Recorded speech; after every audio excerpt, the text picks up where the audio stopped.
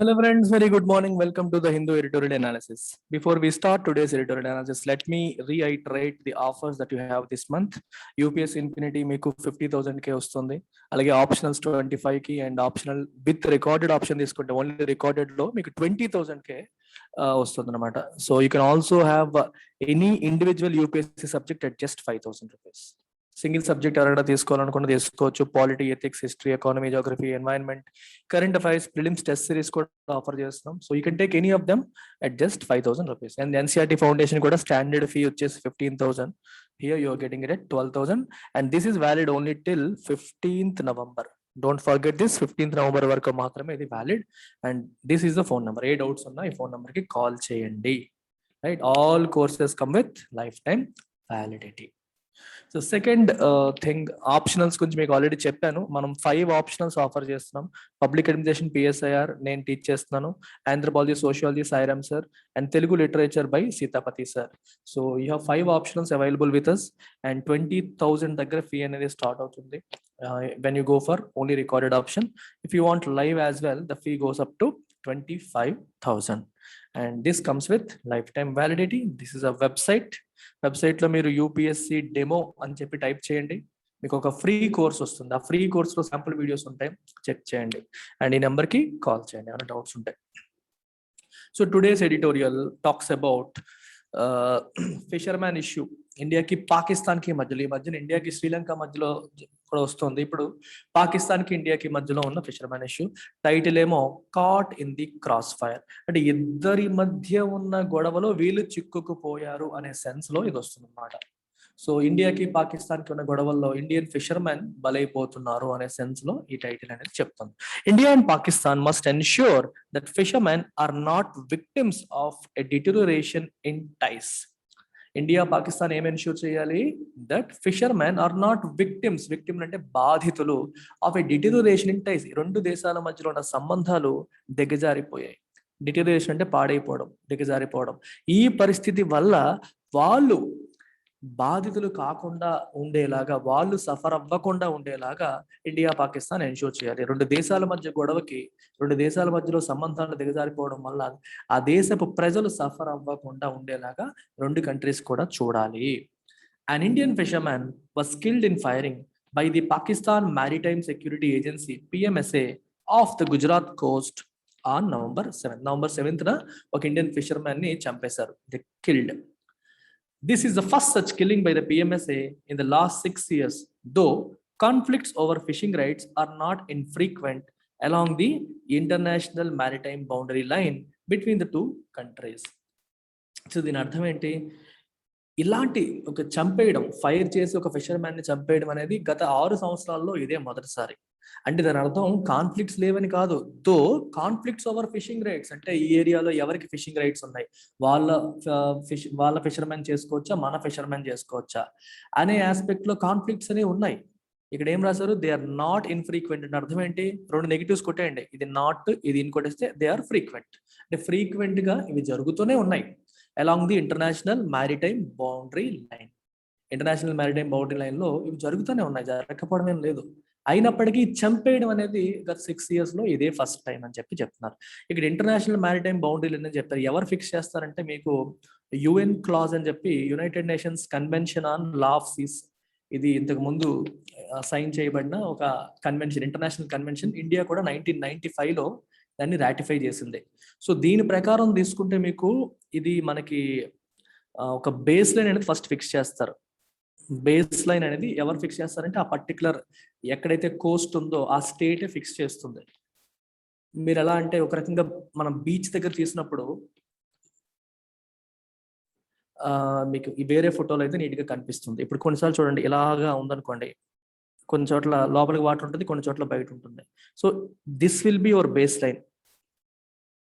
ఈ base line లోపల ఈ వాటర్ ఏదైతే ఉందో ఇదంతా మనం ఇంటర్నల్ వాటర్స్ అని చెప్పి అంటాం. అర్థమవుతుంది? ఒక బౌండరీ, లో వాటర్ ఏరియా అనమాట. జస్ట్ అంటే నీకు కాల్ వేస్తే నువ్వు మునిగిపోవు, పైనే ఉంటుంది. ఆ ఏరియాని మనం బేస్ లైన్ అని చెప్పి అంటాం. కొన్ని చోట్ల ఇలా లోపలికి ఉండే ఏరియా అంతా కూడా నీకు ఇంటర్నల్ వాటర్ అవుతుంది. ఇదంతా వాటరే. చూడండి, సముద్రం ఎప్పుడు ఇలా ఫ్లాట్ గా ఉండదు కదా, కొన్ని చోట్ల ఏమో ఇలా ఉండి, కొన్ని చోట్ల ఇలా లోపలికి వచ్చి, కొన్ని చోట్ల ఇలా కూడా ఉంటుంది.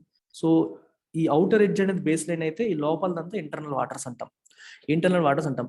బేస్ లైన్ ఫిక్స్ చేసిన తర్వాత అక్కడ నుంచి 12 nautical miles towards the sea లోపలికి వెళ్తే అది టెరిటోరియల్ సీ అంటారు. అక్కడ నుంచి ఇంకో 12 నాటికల్ మైల్స్ వెళ్తే దాన్ని కంటిగ్యూస్ జోన్ అని చెప్పి అంటారు. ఇక్కడ నుంచి బేస్ లైన్ నుంచి 200 నాటికల్ మైల్స్ వరకు ఉన్న ఏరియాని ఎక్స్క్లూజివ్ ఎకనామిక్ జోన్ అని చెప్పి అంటాం. అంటే టెరిటోరియల్ సీ నుంచి ఇక్కడ నుంచి 200 మీటర్స్ వేసుకోండి, నాటికల్ మీటర్స్ వేసుకోండి, ఇది వచ్చింది. ఈ మధ్యలో ఉన్న ఏరియాను మనం ఎక్స్క్లూజివ్ ఎకనామిక్ జోన్ అని చెప్పి అంటారు. ఆ తర్వాత హై సీస్ అంటారు. హై సీస్ అనేది ఒక దేశానికి ఎటువంటి స్పెషల్ రైట్స్ ఉండవు, ఇది అందరిది. అంటే any country can come, any country can use those waters. అంటే ఆ వాటర్లో ఎవరైనా సరే ప్రయాణం చేయొచ్చు, తిరగొచ్చు, ఏమన్నా చేసుకోవచ్చు. కానీ ఎక్స్క్లూజివ్ ఎకనామిక్ జోన్ లోపల ఉన్నంత వరకు ఏమవుతుందంటే ఈ పర్టికులర్ కంట్రీకి ఫిషింగ్ రైట్స్ ఉంటాయి. అంటే అక్కడికి వెళ్ళి మనం చేపలు పట్టేసుకోవచ్చు. అలాగే అక్కడ ఏమైనా మనం డ్రిల్లింగ్ చేసి ఆయిల్ ఉంటే, సముద్రం లోపల డ్రిల్లింగ్ చేసి ఆయిల్ ఉంటే బయటికి లాగొచ్చు. ఇటువంటి ఒకవేళ ఆర్టిఫిషియల్ ఐలాండ్ ఏమైనా కన్స్ట్రక్ట్ చేయాలంటే కన్స్ట్రక్ట్ చేసుకోవచ్చు. అంటే ఇట్లా మనకి ఎటువంటి కమర్షియల్ యాక్టివిటీ, ఎకనామిక్ యాక్టివిటీ అయినా సరే ఆ పర్టికులర్ కంట్రీ చేయొచ్చు అనమాట. ఎక్స్క్లూజివ్ ఎకనామిక్ జోన్ లో ఉన్నంత వరకు చేయొచ్చు, బియాండ్ దట్ చేయడానికి లేదు. సమస్య ఎక్కడ వస్తుందంటే ఇప్పుడు మా జోన్ లోకి మీ వాళ్ళు వచ్చి చేపలు పట్టేశారు అనేసి ఇప్పుడు పాకిస్తాన్ వాళ్ళు చంపేశారు. సో ఇక్కడ కాన్ఫ్లిక్ట్స్ వస్తాయి. వాళ్ళ జోన్ లోకి నిజంగా మన వాళ్ళు వెళ్ళారా, లేదా మన జోన్ లోనే చేశారా, this is the conflict area. ఓకేనా? అదే 6 other fishermen have reportedly been detained. ఇంకో 6గురిని వాళ్ళు డిటైన్ చేస్తారు. డిటైన్ అంటే బంధించేశారు, వాళ్ళ మూవ్మెంట్ రెస్ట్రిక్ట్ చేశారు. While 1 injured person managed to return to Indian shores. ఒకడు ఇంజూర్ అయిపోయి ఇండియన్ బౌండరీ షోర్స్ కి, ఒడ్డుకి చేరిపోయాడు, మళ్ళీ has managed to return, రాగలిగాడు. India has termed Pakistan's action deplorable. India Pakistan action ని ఏంటి, పొగిడిందా తిట్టిందా? ఆబ్వియస్ గా మన వ్యక్తిని చంపేస్తే మనం ఏమంటాం, పొగుడుతామా? మనం స్ట్రాంగ్ గా ఖండించింది. ఇది చాలా అన్యాక్సెప్టబుల్, డిప్లోరబుల్ అంటే కంప్లీట్లీ అన్యాక్సెప్టబుల్ అని చెప్పి ఇండియా అనింది. And India also says it is in contravention to all established international practices and bilateral understandings. International గా ఎస్టాబ్లిష్ చేయబడ్డ ప్రాక్టీసెస్ అంటే ఏవైతే కన్వెన్షన్స్ ఉంటాయో ఇంటర్నేషనల్ గా అందరూ ఒప్పుకునేవి, వాటిని కాంట్రవెన్ చేస్తూ, వాటికి అతిక్రమిస్తూ, వాటికి వ్యతిరేకంగా వెళ్తూ జరుగుతుంది ఇది. అండ్ ఆల్సో బైలేటరల్ అండర్స్టాండింగ్, మన రెండు దేశాలకు మధ్యలో ఉన్న అండర్స్టాండింగ్ కూడా ఇది కాంట్రవెన్ చేస్తుంది అని చెప్పి అంటున్నారు. కాంట్రడిక్ట్ చేస్తుంది, కాంట్రవెన్ చేస్తుంది, మీరు అది ఫాలో అవ్వట్లేదు, ఇలా చంపేయడం ఏంటి అని అంటున్నారు. On Monday the minister of external affairs summoned a Pakistani diplomat who was asked to investigate the incident and instruct its forces to refrain from unprovoked firing. India ఏం చేసింది, ఎక్స్టర్నల్ అఫైర్స్ మినిస్టర్ ఏం చేసింది, Pakistani ప్రతినిధిని, diplomat ని, దౌత్య ప్రతినిధిని పిలిపించింది. Summon అంటే పిలిపించడం, come and be present before us అని పిలవడాన్ని మనం సమన్ అంటాం. చూడండి, కోర్టు సమన్లు ఇష్యూ చేసింది అంటాం. అంటే అర్థం ఏంటి, you come and attend in the court అని అర్థం. That is the meaning of summon. So issue చేసింది and he was asked to investigate the incident. ఈ ఇన్సిడెంట్ ఇన్వెస్టిగేట్ చేసి మీ ఫోర్సెస్ కి చెప్పండి, ఇలా అన్ప్రొవోక్డ్ ఫైరింగ్ వద్దు అంటే రెచ్చగొట్టకుండా, ప్రొవోక్ అంటే రెచ్చగొట్టడం, అన్ప్రొవోక్డ్ అంటే మిమ్మల్ని ఎవరూ రెచ్చగొట్టకుండా, మా వైపు నుండి ఏ తప్పు జరగకుండా ఎలాంటి ఫైరింగ్ చేయడం నుంచి refrain from it, stay away from it. Refrain అంటే స్టే అవే, దాని నుంచి దూరంగా ఉండమని మీ వాళ్ళకి చెప్పండి అని చెప్పి ఆయనకి చెప్పడం జరిగింది. According to the Gujarat government, a total of 345 fishermen from the state were lodged in Pakistan jails as on December 2020. December 2020 నాటికి ఎంతమంది, 345 మంది ఫిషర్మెన్ పాకిస్తాన్ జైల్స్ లో మొగ్గుతున్నారు యాజ్ ఆఫ్ డిసెంబర్ 2020. ఏప్రిల్ 2020లో Pakistani forces opened fire on 2 boats of Gujarat coast, injuring 1 person, and in 2019 they sunk an Indian boat in which 6 of the 7 fishermen on board were rescued. 2020 April ఏమో 2 బోట్ల మీద మన వాళ్ళు Gujarat Coast లో వెళ్తున్న మన వాళ్ళ మీద ఫైరింగ్ చేశారు, దానివల్ల ఒక వ్యక్తికి ఇంజురీ జరిగింది. 2019లో ఒక ఇండియన్ బోట్ ని వాళ్ళు ముంచేశారు, అందులో 7 ఉంటే 6 రిటర్న్ అయ్యారు, ఒక వ్యక్తి హీ వెంట్ మిస్సింగ్, ప్రాబబ్లీ చనిపోయి ఉండొచ్చు. Fishermen often get caught in the fluctuating fate of bilateral relations between the two countries, which is currently at a low. ఈ రెండు దేశాల మధ్యలో ఉన్న ఈ సంబంధాలు ఏవైతే ఉన్నాయో, బైలేటరల్ ద్వైపాక్షిక సంబంధాలు ఏవైతే ఉన్నాయో, అవి ఎలా ఉన్నాయి, ఫ్లక్చువేటింగ్ ఫేట్, అది ఎప్పుడు ఎలా ఉందో తెలియట్లేదు. ఒక రోజు ఏమో బాగుంటుంది, ఒక్కొక్కసారి ఏమో బాగుండట్లేదు. ఈ రెండింటి మధ్యలో వీళ్ళు చిక్కుకుపోతున్నారు, దే ఆఫెన్ గెట్ కాట్. రెండింటి మధ్యలో వాళ్ళు చిక్కుకుపోతున్నారు. అండ్ దట్ ఇప్పుడు బైలేటరల్ రిలేషన్స్ ఎలా ఉన్నాయి, they are currently at a low, not great, అంత గొప్పగా లేవు ప్రెసెంట్. ఇండియాకి పాకిస్తాన్కి మధ్యలో సంబంధాలు అంత గొప్పగా లేవు. According to the national fish workers forum, there are 558 Indian fishermen in Pakistani jails. Pakistan jails లో 558 మంది ఉన్నారంట ఇండియన్ ఫిషర్మెన్. అందులో 74 from Pakistan Indian prisoners. Pakistan వాళ్ళు 74 మంది ఇండియన్ ప్రిజన్స్ లో ఉన్నారు. The forum calculates that 1200 Indian fishing vessels are in Pakistan's custody. చూసారా, 1200 Indian fishing vessels Pakistan కస్టడీలో ఉన్నాయంట. అంటే మన వాళ్ళవి వాళ్ళ కస్టడీలో పెట్టేసుకున్నారు. The families of these imprison people are in penury. Penury అంటే పేదరికం, కటిక పేదరికం. మరి ఇప్పుడు వీళ్ళ మీద ఆధారపడుతున్నారు కదా, తల్లి పిల్లలు అందరూ కూడా, భార్య పిల్లలు వీళ్ళ మీద ఆధారపడతారు. వీళ్ళనేమో తీసుకెళ్లి జైల్లో పడేస్తున్నారు, అది కూడా పాకిస్తాన్ జైల్స్ లో. సో ఈ కుటుంబాలన్నీ కటిక పేదరికంలో ఉన్నాయి. Consular access to those in prison is difficult. ఆ ప్రిజన్ లో ఉన్న వాళ్ళకి మన ఇండియన్ కాన్సులేట్ యాక్సెస్ కూడా అంత ఈజీ కాదు. ఎందుకు ఈజీ కాదంటే, వాళ్ళ ఇండియన్స్ అని చెప్పి ఫస్ట్ కన్ఫర్మ్ అవ్వాలి. కన్ఫర్మ్ అయితేనే ఇండియన్ కాన్సులేట్ వాళ్ళకి ఏదైనా హెల్ప్ చేయాలన్నా చేస్తుంది. అంటే పాకిస్తాన్ లో ఉన్న ఇండియన్ ఎంబసీ గురించి మాట్లాడుతున్నాం. Only 295 of 558 prisoners in Pakistan could have their nationality verified. ఈ 558 మందిలో ఓన్లీ 295 మెంబర్స్ యొక్క నేషనాలిటీ మాత్రమే వెరిఫై చేయబడింది. నేషనాలిటీ వెరిఫై అవ్వాలంటే ఏం చేయాలి? వాళ్ళకి ఆధార్ కార్డు, పాన్ కార్డు, ఏదో కార్డులో ఇట్లో ఉండాలి. అన్ఫార్చునేట్లీ అవి లేకపోయినా, వాళ్ళ దగ్గర ఆ డీటెయిల్స్ లేకపోయినా, కాంటాక్ట్ లేకపోయినా సరే నేషనాలిటీ వెరిఫై అవ్వదు. నేషనాలిటీ వెరిఫై అవ్వకుండా సహాయం చేయడం కూడా కష్టం. ఇది పరిస్థితి అనమాట. In 2007, both countries formed a joint judicial committee comprising 8 retired judges. 2007లో రెండు కంట్రీస్ కూడా జాయింట్ జుడిషియల్ కమిటీని, అంటే మన వైపు నుంచి ఒక నలుగురు, వాళ్ళ వైపు నుంచి ఒక నలుగురు జడ్జిలతో, రిటైర్డ్ జడ్జెస్ తో ఒక కమిటీని ఏర్పాటు చేశారు. ఎందుకు? To facilitate the exchange of civilian prisoners. So వాళ్ళ ప్రిజనర్స్ ని వాళ్ళకి, మన ప్రిజనర్స్ ని మనకి, అంటే మన ఫిషర్మెన్ అక్కడ చిక్కుకుపోయిన వాళ్ళు, వాళ్ళ ఫిషర్మెన్ మన దగ్గర చిక్కుకుపోయిన వాళ్ళని ఎక్స్చేంజ్ చేయడం కోసం ఇలా ఒక కమిటీని ఏర్పాటు చేశారు రిటైర్డ్ జడ్జెస్ తో పాటు.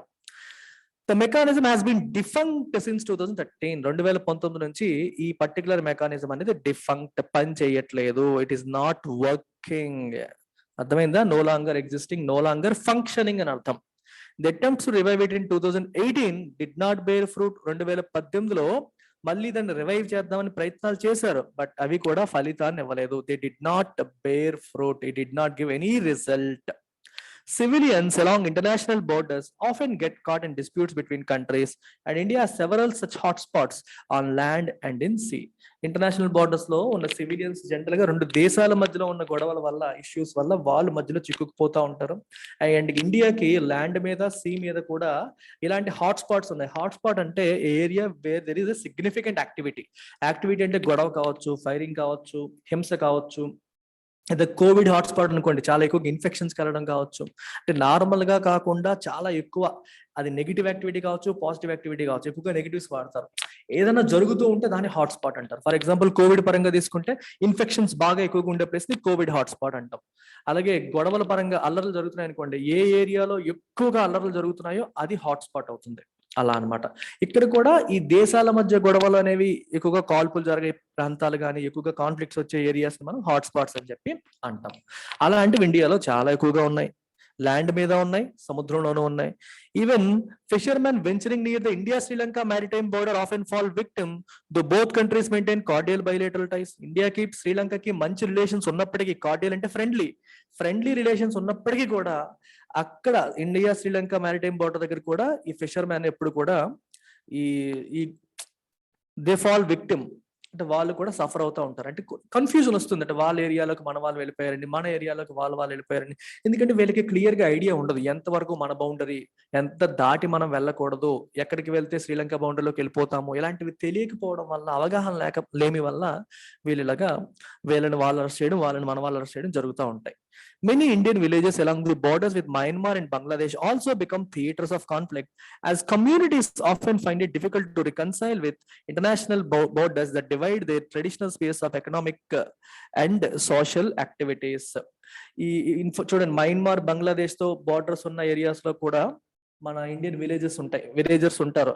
సో వీళ్ళు కూడా ఆ ఏరియాలు కూడా they become theatres of conflict. అంటే కాన్ఫ్లిక్ట్ కి ఒక మెయిన్ ఏరియాస్ గా మారిపోతున్నాయి.